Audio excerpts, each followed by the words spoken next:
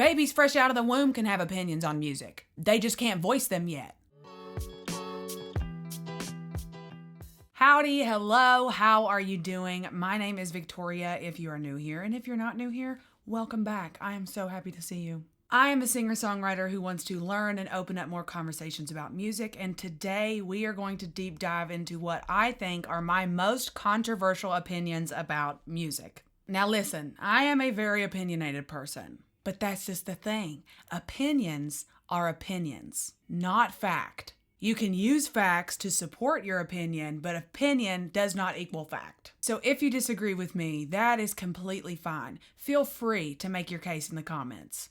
And if you agree with me, make sure y'all are debating with me down there. So this is going to be a series of opinions, all based on the wiring in my specific brain and in my personal experiences with music. Pretty much all of these topics are things that I could easily make a long form video about, like individually. So as you're watching, if there is something that you're interested in hearing me talk a little more in depth about, definitely let me know because I will do that. With all that being said, let's get into it.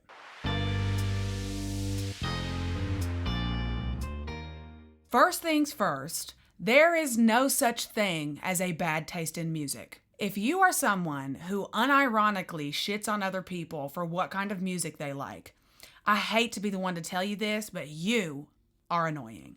First, let's break it down to what taste means. Taste is literally defined as a person's liking for particular flavors. Now, if we're talking about food for just a second, every single person on the planet has different flavor preferences. Everybody likes different ingredients. Some people like different cuisines. Some people like different meals. Some meals just simply don't sit right with people, okay? It all depends on your personal taste buds and the reaction your body currently is having to what you're consuming. Now, why don't people look at music like that? Everyone's musical taste buds and musical flavor preferences are different. That's okay. Just because you have different flavor preferences than someone else, that does not mean that your taste buds are superior to theirs. It means that you prefer different flavors. We're into different flavor profiles, babe. It is my belief that you should listen to music as if you're trying new foods. Just explore and see what's going on. To bully someone or to make them feel bad in any way for the type of music they're listening to and the natural reaction that their body or their brain has to a piece of music is rude and is just like, why? What's the reason? What is that? It's just so unnecessary to be mean to someone based on what kind of music they enjoy. That's ridiculous. There's far too much music in the world for that to be a thing. But I rest my case on that one. For the next one, I might be biased, okay? But let me say my piece. I will take a phenomenal alto over the world's greatest soprano every single day of the week. Every time. Altos never get the appreciation that they deserve. Not in choirs, not in theater, not in any application of harmony have I ever seen the alto section get the due credit. The altos deserve all of your love and attention always. The vocal range of an alto is so gorgeous and luscious and just velvety. It's just yummy, yummy, yum. It works in every single setting, whether it be like a campfire, acoustic little friendly vibe, or a national stage. An alto in their prime will strike your soul. If you put me on a deserted island and I had to choose between picking a soprano or an alto to be my island partner, guess what? I'm gonna choose the alto because honestly, I think they're a little more resilient. The social structure of being an alto toughens you up as a person, and I stand by that. That's it. That's a fact. And this is not me hating on sopranos in any way. Obviously, sopranos serve their purpose and they're beautiful and there's plenty of sopranos that I'm jealous of as an alto, okay? Like, let's be real. Let me check myself for a second. However, the altos carry. Every soprano needs an alto supporter. And this is just my personal experience here, which is partly why I'm biased as well. Altos are nicer than sopranos. Sopranos have a complex. Sopranos have a complex. And if I said that I didn't want a piece of that complex sometimes, I'd be lying, but I'll tell you what, the complex is there. And for that, I will forever and always stand up for the altos. Next, everyone takes genre way too seriously. Every time I hear someone say, I only listen to insert genre here music, I want to lean in and be like, you're fucking lying. Because whatever genre that they usually say is always a mix of other genres and contexts that cannot be captured by the one word that is a genre. There's a whole history behind how genres came to be as music became a widespread, like radio publicized thing when development of technology happened. Every single genre is a subgenre of another genre that's rooted in a genre from way back when that was stolen from another genre and then appropriated from the genre before that, etc., etc., etc. It literally goes on forever. And to only limit yourself to one genre of music, why would you do that? Why would you do that to yourself? That's ridiculous. That's not to say that you can't have preferences for different genres, but to straight up come out and say that you only will listen to music in this genre. Babe, get over it. That's ridiculous. Genres are very, very blurry, okay? And it is my belief that genres should not be used as a strict tool for exactly what is and what isn't this type of music. Genre should be used as a navigation tool to find the vibe that you're looking for in music. A musical GPS, a musical Google Maps that directs you towards the energy of music that you want to listen to. Like, we are so close to the idea of genre being completely obsolete, and that's just how I feel about it. I could go on about this one for hours and hours and hours, and I really do want to make a video where I go like through the history of how genres came to be, because it is a wild, wild thing. I have one video about country music that kind of like touches on that topic and goes into it. If you want to watch that, I'll make it pop up somewhere, but anyway, genres bullshit. On to the next one. This one is very, very important to me, and I need everyone to listen very closely. Nickelback is a fucking good band, and they have always been a good band. And they deserve credit for all of the bops that they've given us through the years. I can't even begin to tell you how many memories I have to Nickelback songs. This is how you remind me. If Today Was Your Last Day, Animals, Rockstar, Photograph. Oh my gosh. Like, what do you mean Nickelback isn't a good band? Like, we're good, not, and I think it's just because for the meme of it, because it became such a meme. But like, if you genuinely listen to Nickelback's music and you can't find any joy in that whatsoever, that makes me a little anxious about you. Discrediting any band's like work, like really just shitting on an artist always rubs me the wrong way, just because like as someone who writes music, I know that there's usually so much effort and time and energy that goes into that and experience and life and all this shit. And then you put it out and people are just like, fuck you, that sucks. Why would you do that to someone? The music videos, absolutely iconic. The energy is there, has been there, will forever be there. And as will I. I will also be there and will forever be there as a Nickelback stan. That is all. On to the next. So here's one that I'm a little nervous to talk about this. Artists do not ever owe you, as a fan, a specific sound. Just because you liked what they did on a previous album or single or whatever it may be, does not mean that they are obligated to stick within that space of art for any amount of time. Artists are artists, and they should have the flexibility to create whatever art that they want. That's the only way that they're able to fully flow with themselves in what they're creating. I am both an artist and a fan in the music community. As an artist, my job is to create, and as a fan, my job is to consume. I, as a fan, am not entitled to those creations though. They don't belong to me. I listen to it, I see if I like the vibe, and I see if it fits somewhere into my regular rotation. If it doesn't, then I move on to the next and I keep listening to all the other great things that I love from that artist's discography. What I don't do is go on that artist's page or on forums about that artist and say,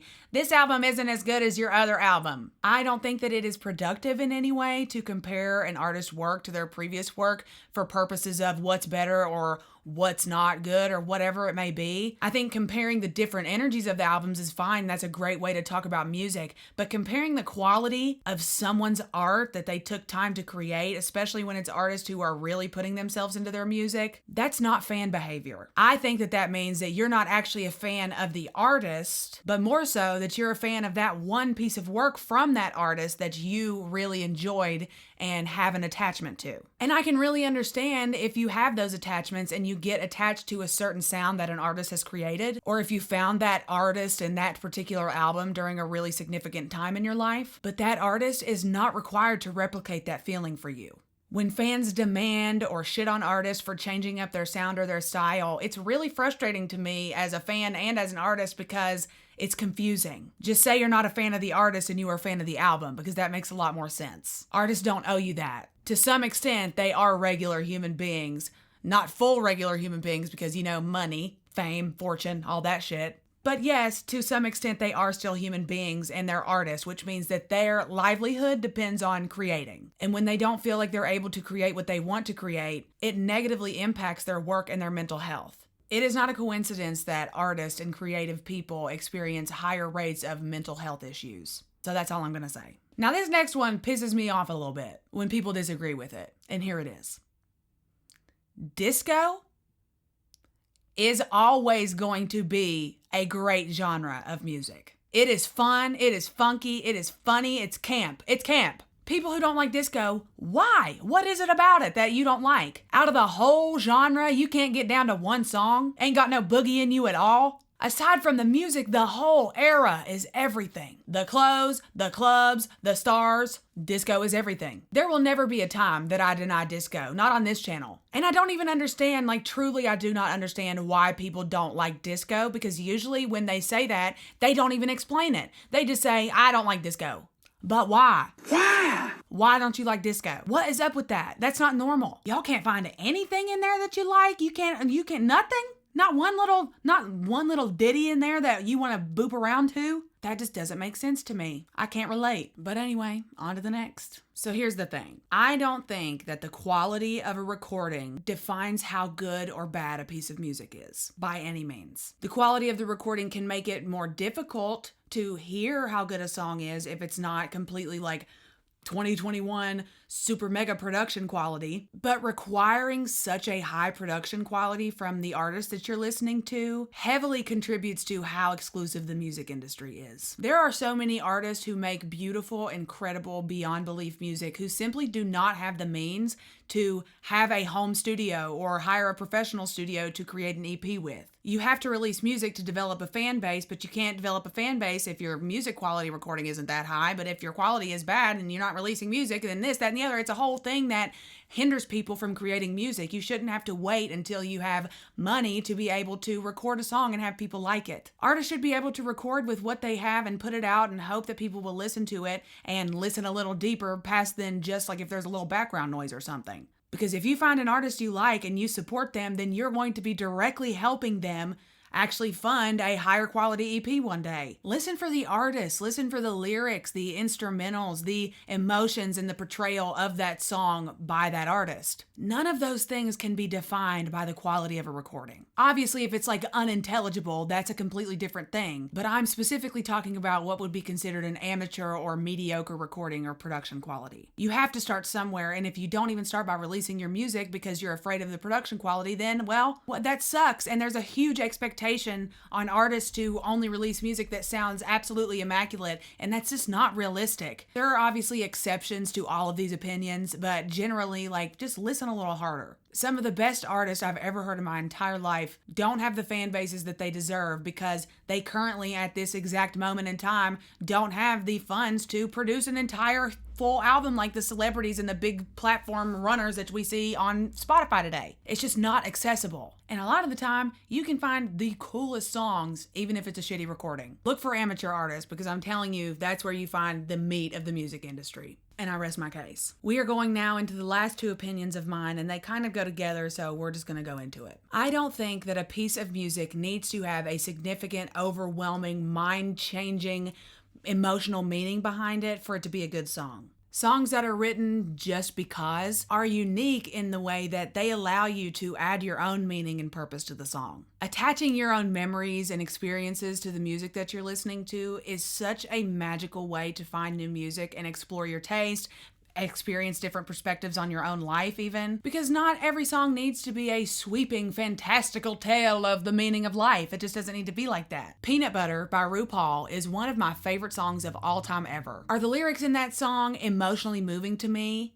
I mean, a little bit, but not actually, not in a serious way. But the situations in which I've played that song with my friends and in college and wherever it may have been are extremely important and extremely emotional and really significant to my life. It doesn't always have to be that deep. Which leads me into my last and most important controversial opinion. This is the opinion on which all of the principles of my channel are built on. Listen very, very closely to me. You do not need to be educated or good at music at all for your experience and your opinions on music to be valid. For context, I am 1 month away from graduating with my degree in music. After I have that degree physically in my hand, I will be making a very long, in-depth video about that experience. But I want to drive home that my love and passion for music has never, ever been found in an academic setting. Music is a feeling. It's not something that you're going to be able to find or describe by reading it off the pages of a textbook or even having someone like me talk your ears off about it. All of that is to just point you towards the direction of actually experiencing the music for yourself, which you do not need a formal education for. Babies fresh out of the womb can have opinions on music. They just can't voice them yet. But I know that y'all have had to see those videos of moms playing little songs for their babies that calm them down, or playing the songs and the babies dancing and smiling and just vibing out. You do that too as an adult. Like, we all do that. Music is a feeling. It's a transfer of energy. And music is everywhere all the time. Everywhere, constantly, all the time. Putting boundaries on who can or cannot talk about music, or who can or cannot listen or enjoy this type of music, is not productive to the music community at all. Just conversations. Music is casual. You can talk about it. You can make it formal. You can make it casual. You can do whatever, but you don't need to have a degree in music to be able to talk about it and enjoy it and have opinions on it. Music has never been, and it should not be, portrayed as an exclusive community. And it genuinely bothers me when people try to gatekeep music or play their elitist vibes about what music is this, that, and the other. That is ridiculous. On this channel, if you listen to music and you like music and you want to share your thoughts on it, I want to hear your thoughts. I want to talk to you about it. I want to share. It is so important to me to make this channel a space where we can have conversations about music. That's what I want. So with all of that being said, make sure y'all check out the comment section below and let me know what you agreed or didn't agree with so we can either argue about it or celebrate our matching energies. If you did like hanging out with me today, I would very much appreciate it if you gave this video a thumbs up, and make sure that you are subscribed with your post notifications on so that you are the first at the function for next week's video. You can find me on Instagram and TikTok and Twitter at Howdy I'm Victoria. I'm always putting up polls and different little tweets and stupid little music blurbs if you want to check that out. I'm excited to talk to y'all in the comments and debate. Thank you so much again for watching, and I will see y'all next week.